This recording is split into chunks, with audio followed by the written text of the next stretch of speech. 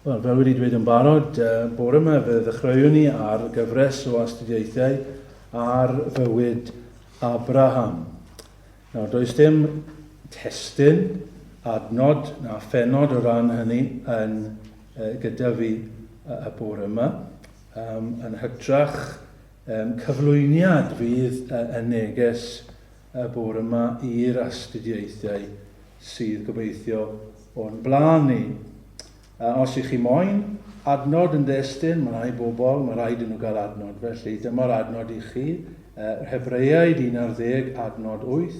Trwy ffydd yr i fyddhaodd Abraham i'r alwad i fynd allan i'r lle yr oedd i'w dderbyn yn etifeddiaeth, ac fe aeth allan heb wybod i ble roedd yn mynd.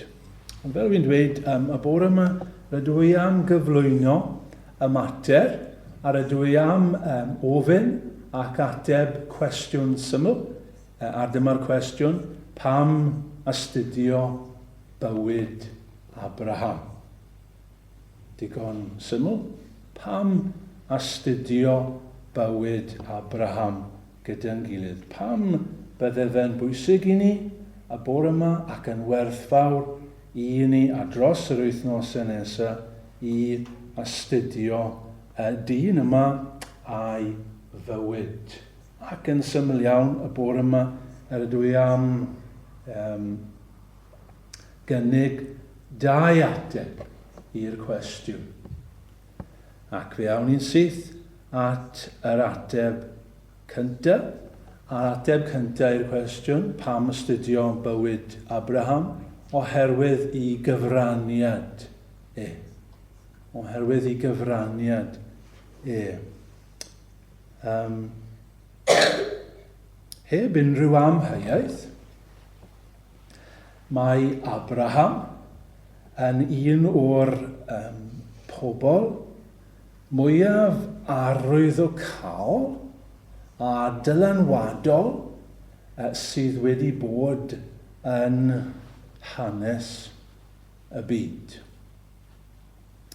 Ar sawl lefel mae hynny'n wir. Mae e'n ffaith ddi-gwestiwn fod Abraham fel ffigwr, fel person yn sefyll mas. I ddechrau, allwn ni nodi am tair crefydd mwyaf sydd yn y byd. Sef Iddewiaeth ac Islam a Christnogaeth. Mae'r tair crefydd yn cydnabod Abraham fel un o'i sylfaenwyr neu un o'i cyndeidiau ysbrydol. Mae sawl gwlad gyda ni yn y byd, a sawl hil, sawl res, a llwyth a phobloedd, ac yma nhw'n ddisgynyddion i'r dyn yma Abraham. Fe allwch chi ddweud fod lot o broblemau'r byd yn politicaidd ac yn rhyngwladol yn deillio oherwydd y dyn yma Abraham. Ond mae'n diddordeb ni yma, y bore yma, yn fwy na hynny. Nid yma ydyn ni oherwydd diddordeb hanesyddol, neu gwleidyddol, neu politicaidd, neu cymdeithasol yn y dyn. Mae ein diddordeb ni yn y dyn y bore yma a dros yr wythnosau nesaf oherwydd fod e yn y Beibl. Ac nid yn unig fod e yn y Beibl, allwn ni ddweud bod e'n cael lle arbennig yn y Beibl. Mae'r Beibl yn llyfr cynnil iawn. Mae'r Beibl yn economaidd, economical. Dyw'r Beibl ddim yn gwastraffu geiriau. Dydy'r Beibl ddim yn gwastraffu amser neb. mae yn dechrau trwy ddweud wrthyn ni am y creu. O ble ni wedi dod, digon teg. Wel, ni'n cael hynny ar ddechrau y llyfr y cyntaf, llyfr Genesis. Mae'r Beibl yn mynd ymlaen i siarad am ddyn, a Duw yn creu dyn oherwydd dyn yw'r creadur pwysicaf yn y bydysawd. A chwymp dyn, pam mae dyn, menyw, bachgen, merch, pawb, pam mae pobl fel maen nhw? Pam yn y ddrygioni yn y byd? Yna gwestiwn sydd yn bwysig i bawb. Pam yn y ddrygioni? Mae'r Beibl yn rhoi'r ateb i ni ar y dechrau. Ac mae'r Beibl yn wedyn yn sôn am farn Duw, effaith hyn, effaith cwymp dyn. Wel, mae Duw yn ddig a mae'n dod mewn barn, felly ni'n cael y dilyw ar y dechrau.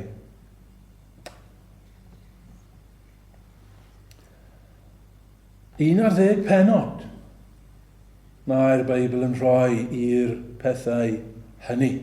A falle i chi'n cofio, i ni edrych ar yr 1 ar 10 pennod hynny rhai blynyddoedd yn ôl. Ond wedyn ni, ar ôl sôn am y pethau pwysig hynny, mae'r Beibl yn dod yn i'r dyn yma. A mae'r sylw ar y dyn yma. Ac mae fel petai yn arafu, mae fel petai popeth arall y bydysawd wedi cael ei anghofio, a dyn yn gyffredinol, a mae sylw just ar y dyn yma. A wedyn bydd y sylw ar ei fab. Neb arall. A wedyn ar ei fab e. Ac wedyn ar ei or-wyrion e. Ac wedyn ni ar ôl hynny, mae y sylw ar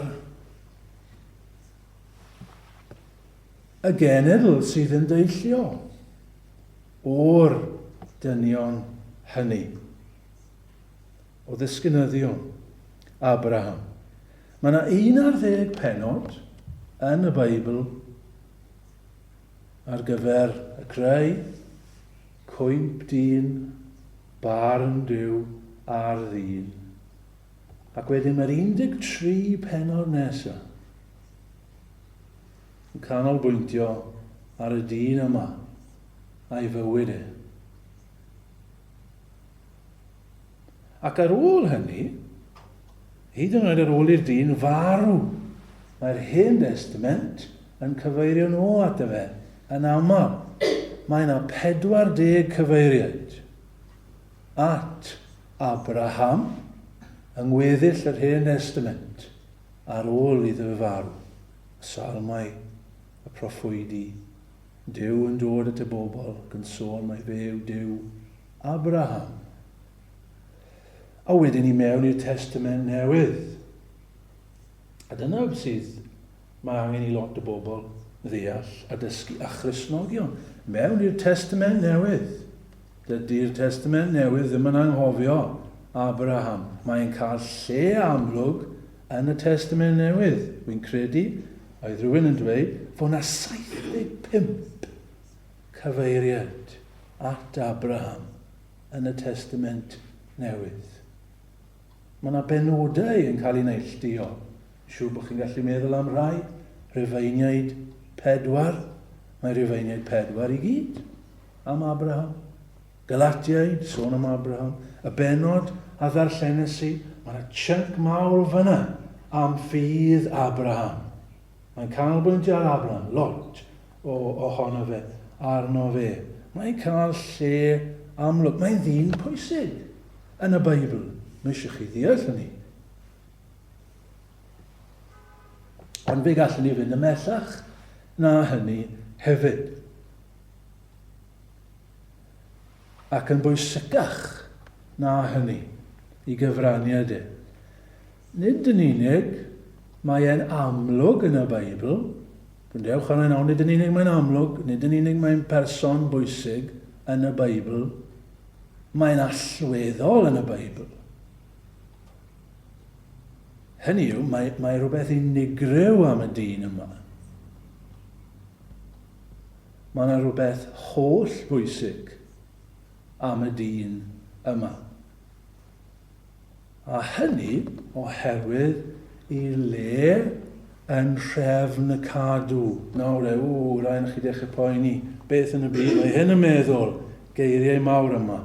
Mae Abraham yn bwysig yn trefn y cadw.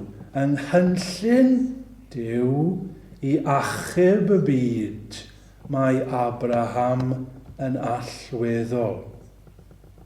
Yn hanes y prenedigaeth, mae hwnna'n derm diwynyddol, the history of redemption. Peidiwch y poeni gormod amdano fe, ond mae'n bwysig os ni'n gallu deall lle. Mae Abraham yn holl bwysig yn hynny. Nawr, ffrindiau, beth yw'r Beibl?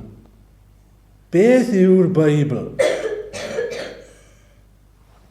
Cwestiwn bwysig. Nid casgliad o hanesion yw y Beibl. Nid jyst rhywun wedi dod I lot o storis bach neis at ei gilydd. Nid jyst rhyw straeon sydd fod i'n ysbrydoli ni. Chi'n gwybod, teimlo tipyn bach la, ysgrifenwch cael y stori yma, a wedyn y stori yma, a stori yma. Nid rhyw lyfr yw'r Beibl sydd jyst yn rhoi gwersi moesol I ni. Mae yna lyfrau fel yna os e. Chi'n bod chi cael nhw yn yr ysgol weithiau I plant. Just stories sydd yn rhoi rhyw wers moesol I chi. Nid yna yw'r Beibl. Oreit, mae y Beibl yn neud hefyd, wy'n cydnabod hynny, ond nid llaw lyfr yw'r Beibl ar sut I fyw. Not a handbook for life. Eto, allwch chi ddweud, oreit, mae mewn un ystyr yn gwneud hynny hefyd. Ond yna'i prif beth. Nid geiriadur diwynyddol yw'r Beibl, chwaith. Llyfr yw'r Beibl sydd yn olrhain sut mae Duw yn mynd I ac yn achub y byd. Chi'n deall hynny? Llyfr yw'r Beibl sydd yn olrhain sut y mae Duw wedi ac yn mynd I achub pobl. Cynllun Duw sydd yn mynd. O'r dechrau, tan y diwedd, o Genesis hyd at Guddiad, cynllun Duw iachawdwriaeth. Hanes y prenedigaeth. Sut mae Duw yn ein prynu. How God redeems us. The history of redemption.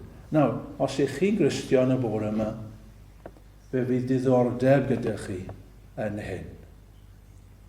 Mae'n dweud hynny, a dim cywilydd, a dim amheuaeth o gwbl. Os ych chi'n Gristion, rydych chi am wybod am gynllun Duw iachawdwriaeth. A byddwn ni'n dweud, os oes dim diddordeb dych chi yn hyn, mae rhywbeth yn bod.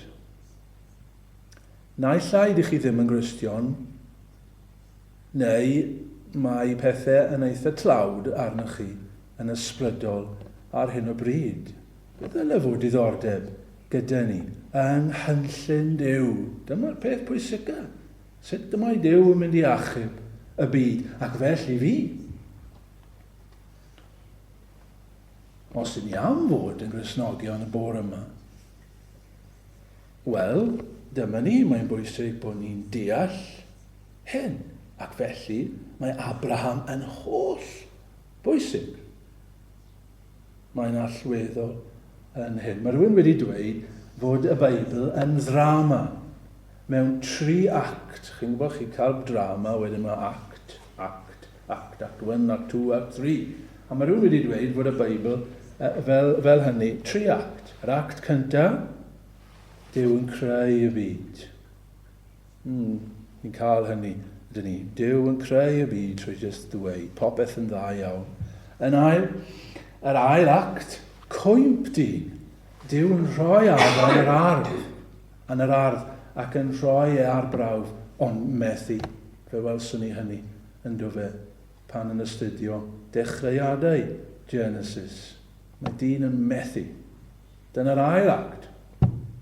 A'r trydydd act, adferiad Duw, the restoration. Duw yn dod i achub y byd. Mae'n gwneud hynny, wrth gwrs, trwy Iesu Grist, trwy ei fab.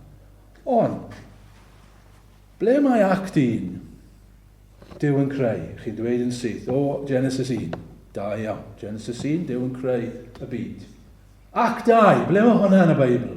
Chi'n dweud Genesis 3. Da iawn. Dyna ni, Duw a dyn yn cwympo yn yr ardd, Adda ac Efa. Genesis 3. Ble mae act 3 yn dechrau? Ble mae'n dechrau? Cynllun Duw i achub y byd. Nawr, fe allwch chi ddweud, wel mae'n dechrau yn rhagwyddoldeb. Da iawn, mae'n dechrau yn rhagwyddoldeb mewn un ystyr. Achos fyna cyn bod y byd hyd yn oed wedi cael ei greu, oedd Duw wedi trefnu ffordd i achub cyn llunio'r byd, cyn lledu'r nefoedd wen, cyn gosod hael na lloen o sirch be fe drefnwyd ffordd, yng nghyngor 3 yn 1 i achub gwael golledig a iog ddi. Nôl fyna yn rhagwyddoldeb. Gallwch chi ddweud hynny? Gallwch chi ddweud fod e'n dechrau yn yr ardd, oherwydd chi'n cofio fod Duw wedi dod i'r ardd a dweud wrth y sarf, wy'n mynd i osod gelyniaeth rhwng fi a ti, a rhwng had o wraig a thad dithau, a fe fydd e'n ysugod y bent. Dyna ni, efe dyna dechrau yr act. Wel, mewn un ystyr, chi'n iawn. Fe allwch chi ddweud, dechrau act 3, yw Iesu Grist yn dod i'r byd ym Methlehem, gadael y gogoniant, a dod yn fabi mwyn ein hachub ni. Gywir. Ond chi'n gwybod, ffrindiau, mewn un ystyr, dyma'r ateb orau i'r cwestiwn yna. Yn hanesyddol, ble mae act 3 yn dechrau? Ble mae Duw yn dechrau mewn gwirionedd i bwrpasau i achub y byd? Wel, fan hyn. Gyda'r dyn yma, a gyda'r addewidion mae'n rhoi iddo fe, neu gyda'r cyfamod mae'n gwneud gyda'r dyn holl bwysig yma, Abraham. Dyma tarddiad, ble mae'r afon yn dechrau. Y tarddiad, mae'n springio mas o'r mynydd. A dyna chi gallu dweud, fan hyn mae'r afon Hafren yn tarddu. Mae'n dechrau. Wel, fan hyn, gydag Abraham. Abraham yw tarddle cynllun Duw iachawdwriaeth. A trwy'r Beibl wedyn, chi'n gweld yna pam mae Duw yn ymddangos i bobl ac mae'n dweud, mae fi yw Duw Abraham, Isaac a Jacob. Chi'n cael y dod i Moses yn y berth. Mae fi yw Duw Abraham. Dwi ddim wedi anghofio. Dwi wedi dod. Ac i chi'n cael yr un peth ar ddechrau stori'r geni. Yndi chi? I chi'n cael fod Matthew yn dweud fel hyn. Llyfr cenhedliad Iesu Grist, pwy yw e? Fab Dafydd, fab Abraham. Ac i chi'n cael Zechariah, tad Ioan Fydyddiwr, yn dweud fel hyn. Lyc 1, 72, I gwblhau'r drigaredd antadau oedd Zechariah yn deall, ac i gofio ei sanctaidd gyfamod, y llw a dyngodd i fe wrth ein tad Abraham. Roedd e'n deall beth oedd yn digwydd. Mae hwn, beth sydd yn digwydd nawr, trwy Ioan Fydyddiwr ac felly trwy Iesu Grist, oherwydd y llw ag Abraham. Felly mae yna gadwyn, chi'n gweld, ffrindiau. Mae yna link o Abraham sydd yn ymestyn trwy'r Beibl i Iesu Grist. Ond allwch chi ddweud, mae'n mynd yn bellach yn yna. Oherwydd, os ydych chi'n Gristion y bore yma, mae'n mynd yr holl ffordd at y chi. A dyna pam mae Paul yn gallu dweud wrth y Galatiaid, os y'n ni'n Gristnogion, dim ots os ni'n Iddewonig, neu cenedl ddynion. Rydyn ni'n blant Abraham. Os ych chi'n Gristion y bore yma, mae gyda chi gyswllt, link, cadwyn gydag Abraham. Fe yw eich tad chi. Ac chi'n ffodus. Dyna ei gyfraniad yn ail. Pam yr ydyn ni yn astudio bywyd Abraham? I gyfraniad i gred. Cyfraniad, cred. Dyma falle un o'r pethau pwysicaf am Abraham roedd e wedi credu. Ffydd, dyma un o'r resymau, mae'n rhaid i ni edrych ar fywyd Abraham. Oherwydd i ffydd, roedd ffydd ganddo fe. Petai ni wedi gofyn i chi ar y dechrau, Abraham, am beth i chi'n meddwl, beth sydd yn dod i'ch meddwl o ran rinwedd, quality, a byddech chi i gyd siwr fod wedi dweud, Abraham oedd ffydd ganddo fe. A chi'n iawn? Fe gredodd Abraham, a byddwch chi'n dyfynnu'r adnod yna i fi efallai, a fe gredodd Abraham i Dduw, ac fe a gyfrifwyd iddo yn gyfiawnder. Falle edrychwn ni ar hynny rhyw bryd. A dyma beth mae Testament Newydd yn neud. Wel, yn y darn a ddarllen y yn Hebreaid 11 yn dyfe, trwy ffydd yr ifydhaodd Abraham. Trwy ffydd yr ymfudodd i wlad yr addewid. Trwy ffydd y cafodd nerth i genhedlu. Mewn ffydd y bu farw. Trwy ffydd pan osodwyd prawf arno y ffrymodd Abraham Isaac. Roedd ei fywyd yn fywyd o ffydd. Roedd e'n byw, fel cawn ni weld nes ymlaen prynhawn yma. Roedd e'n byw mewn byd tywyll. Oedd yn eliniaethus i Dduw. Roedd e'n byw mewn byd oedd yn mynd i ffwrdd ac ymellach i ffwrdd o ddiwrth y Dduw. Ond yn y byd yna, fe gredodd Abraham. Credu Duw. Nawr, ffrindiau, ys dim rhaid i fi ddweud wrthych chi am bwysigrwydd ffydd i ni y bore yma. Trwy ffydd, ni'n cael ein hachub. Ni'n dechrau fel yna. Trwy ffydd ydyn ni'n dod yn Gristnogion. Dydyn ni ddim yn gallu bod yn Gristnogion heb ffydd. Cred yn yr arglwydd Iesu Grist. A chadwedig fyddi. Dyna le ni'n dechrau. Heb ffydd, medd yr awdur at yr Hebreaid, mae'n amhosib ryngu bodd Duw. Mae'n rhaid i'r rhai sydd yn dod at Dduw gredu ei fod ac yn bobrwywr i'r rhai. Mae'n rhaid i chi gael ffydd. Ac fel Cristnogion, mae'n rhaid i ni barhau i gael ac i ymarfer ffydd. Chi'n gweld, os ych chi'n meddwl fel un, ffydd, wel, dechrau sydd gyda ffydd yna fe. Wel, chi'n neud cam syniad enfawr. Ydych chi'n byw trwy ffydd os ych chi'n Gristion. Y cyfiawn a fydd byw trwy ffydd, medd y Beibl o hyd o hyd. Nawr, beth yw ffydd? Beth yw ffydd? Sut dyn ni'n cael ffydd? Sut allai gael mwy o ffydd fel Cristion? Sut allai fyw y bywyd yma trwy ffydd? Chi'n gwybod mae geiriau yn beryglis yn dyn nhw. Ni'n gyfarwydd ar gael ffydd, mae pawb yn defnyddio ffydd, ni'n deall ffydd. Wel, ydyn ni? Dyna'r cwestiwn. Mae'n rwydd i eiriau colli i gwerth a i hystyr nhw. Efallai fod yna rhywun yma bore yma ac i chi'n meddwl bod ffydd gyda chi. Ond mewn gwirionedd, Does dim ffydd gyda chi.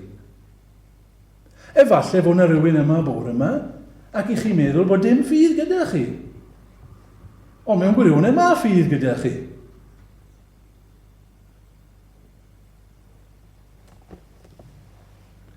Mae pawb, mae'n bosib i gael ffydd sydd yn ffydd anghywir.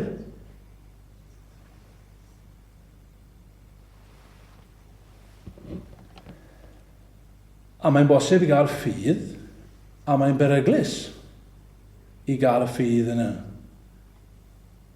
Chi'n meddwl am bobl yn dyfes, sydd bobl hyn efallai. A mae bobl yn cysylltu nhw ar y ffôn, y scams yma, ac yn cynnig pethau iddyn nhw. A mae bobl yn rhoi arian iddyn nhw. A drian y bobl yma. A beth y broblem? Maen nhw'n rhoi ffydd yn y bobl yna. Ond mae ffydd nhw'n beryglus. Maen nhw wedi rhoi ffydd yn bobl sydd yn twyllo. A wedyn ni'n clywed am y cyltiau yma. Lot o sôn am y cylts y dyddiau yma. A beth sy'n digwydd? Mae bobl di-niwed yma yn rhoi ffydd mewn rhyw berson. Wel, mae hynny'n beryglus. Mae'n ofnadw a maen nhw'n cael eu twyllo hyd yn oed lladd i hi. Oherwydd i ffydd nhw. Wel, nid ffydd yna. Ni ddim moyn y ffydd yna. Nid dyna beth oedd gan Abraham. Mae eisiau help arna ni i ddeall. Beth yw ffydd? Beth yw ffydd yn ôl y Beibl? A beth yw bywyd o ffydd? A mae edrych ar esiampl rhywun, mae edrych ar fywyd rhywun fel esiampl wedyn yn rwyddach yn dywe i ni ddeall na a gobeithio welwn ni hynny wrth fynd trwy bywyd Abraham. Yn hytrach na bod ni jyst yn treithi yn yr abstract, bod ni'n gweld y concret yn y bywyd. Beth mae'n golygu i fyw bywyd o ffydd? A mae yna gan syniadau am ffydd yn oes, a mae yna gan syniadau gan Gristnogion am ffydd. Mae rai pobl, mae rai Gristnogion yn meddwl mae ffydd yw jyst rhyw fath o gobeithio, positif. Chi'n gwybod, chi'n cael rai pobl, a maen nhw'n positif. Maen nhw'n just positif am bopeth. A does dim byd yn cael nhw. A mae rhyw gryfder naturiol yn perthyn iddyn nhw. A wedyn ni fel Gristnogion, ni'n gallu meddwl, dyna beth yw ffydd. Just dal ati. Positive thinking. If yna beth yw ffydd. Mae rai pobl yn meddwl, a mae Gristnogion yn meddwl fyna, a maen nhw'n meddwl, os byddai digon o ffydd y fi, a byddai'n gweddio, beth hyn yn digwydd? A wedyn i chi gallu bwrw'ch hunan ar y cefn, achos chi'n meddwl, dyw ddim yn digwydd i fi, does dim ffydd gyda fi. Mae rhywbeth yn bod efo ffydd i. Lot o hynny yw athroniaeth y byd, na beth ni'n clywed yn yr ysgol. Tro ar ôl tro yn y gwasanaeth wedi dweithio chi o'r blaen. Os chi moyn fe ddaw ei chi, go for it. Os chi ar yw uchelgais, os chi moyn chwarae rygbi i Gymru, byddech chi yn. Efe na beth yw ffydd? Positive thinking. Allai ddweud chi, na. Mae hwnna miliwn o filltiroedd i ffwrdd o beth yw ffydd mae'r Beibl am i ni ymarfer. With positive thinking. Gaeth wedi un peth arall wrthych chi am y bywyd o ffydd, ffrindiau. Fe welwn ni hyn. Mae'n anodd. Mae bywyd ffydd yn anodd. Fe welwn ni trostodd throsodd bod Abraham yn cael treialon. A bydd hwn yn gysur i chi, achos mae'n gysur i fi. Mae bywyd ffydd yn tyff. Mae'n galed. Mae'n anodd. Petai chi'n gofyn i Abraham, oedd gen ti ffydd, achos ti yn y Beibl, fel rhywun oedd â ffydd, oedd e'n hawdd i ti? Wel, yn meddwl bydd Abraham yn dweud wrthych chi. Na, oedd e ddim yn hawdd i fi. Oedd e ddim yn hawdd i fi fynd â mab Isaac i ben mynydd a'i aberthu i Dduw. Doedd yna ddim yn hawdd.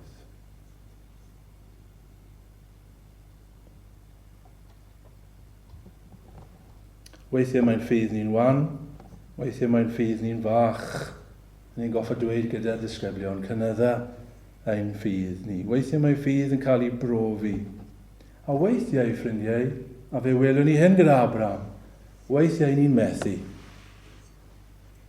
Mae hwnna'n gysur i fi. Y person yn y Beibl sydd yn cael ei ddal lan fyna achos i ffydd chi'n gwybod beth? Fe fethodd yn ofnadw. Os ych chi'n cwympo, peidiwch chi a meddwl jyst achos bod chi'n cwympo bod dim ffydd gyda chi. Be gwympodd Abraham hefyd. Yn gael ddweud hyn yn tyniad y terfyn. Ni'n gallu cael ein ffydd wedi'i gryfhau. Diolch am hyn. Ydy mae'n ffydd ni'n gallu bod yn wan, ond mae'n gallu cael ei gryfhau. Chi moyn yn ni? Chi moyn yn ni? Chi sydd â ffydd y bore yma, y ffydd cywir, ydy chi moyn iddo fe gryfhau? Petai ni'n gofyn i chi, os oedd grafft yr i, faithometer, rhyw machine sydd yn mesur eich ffydd chi y bore yma. Chi bod, byddwn ni'n rhoi rhywbeth rhwng eich braich fan hyn, a mae'n dangos mae'n sili, fi'n gwybod, chi'n gwybod beth sydd efi. Petai yn mesur eich ffydd. Beth ydych chi moyn iddo fe gynyddu? Pa mor iach yw'r ffydd y bore yma? Ydych chi moyn ffydd gref? Wi moyn hynny. Wi ddim moyn bod yn rhywun sydd â ffydd wan trwy'r amser. Wel, dyma rhywbeth i anelu amdano fe, ffrindiau. Ni'n gallu cael mwy o ffydd. A medd y Beibl, mae'r ffydd sydd yn roi'r oruchafiaeth i ni. Hon yw'r oruchafiaeth. Hyd yn oed eich ffydd. Fe welwn ni fod ffydd yn cael ei wobrwyo. Mae'n cael ei fyndithio.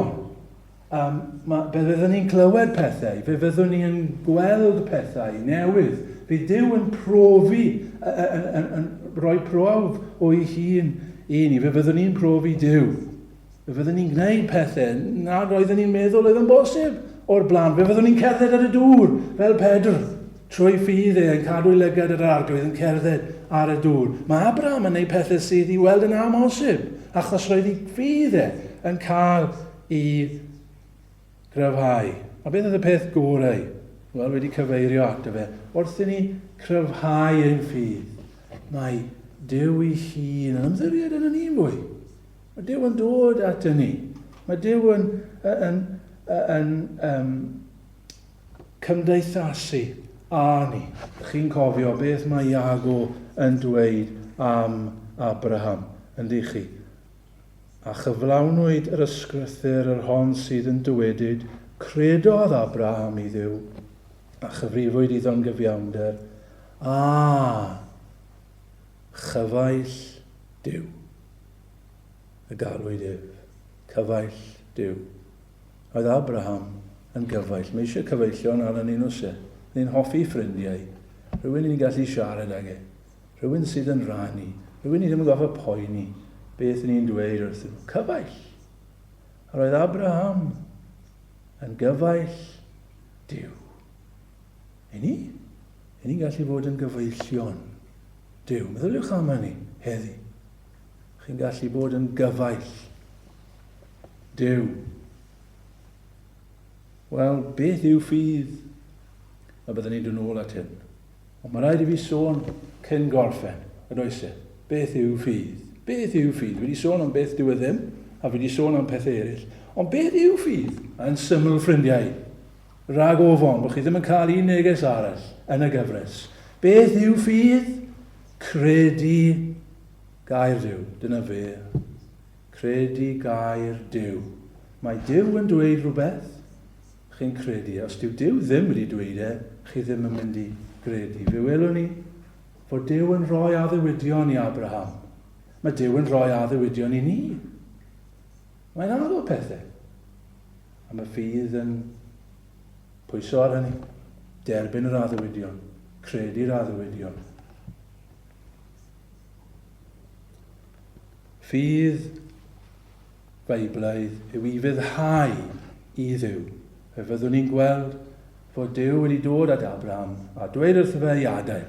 A beth nath e? Gadael. Dilyn e. Dyna beth yw ffydd. Dilyn.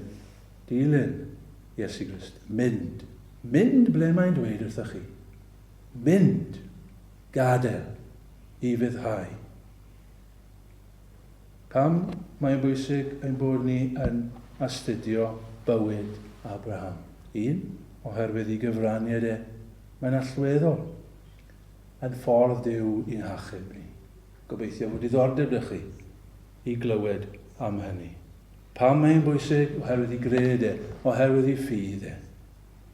Y ffydd roddodd e yn yw. Heb y ffydd yna allwn ni ddim plesio Duw. Beth yw y ffydd? Credu air. Credu beth mae'n dweud fan hyn. Dim credu beth fi'n dweud. Dim credu beth mae'r byd yn dweud. Credu beth mae Duw yn dweud. Ydy'r ffydd yma gyda chi? Ydyn ni'n gyfeillion i Dduw?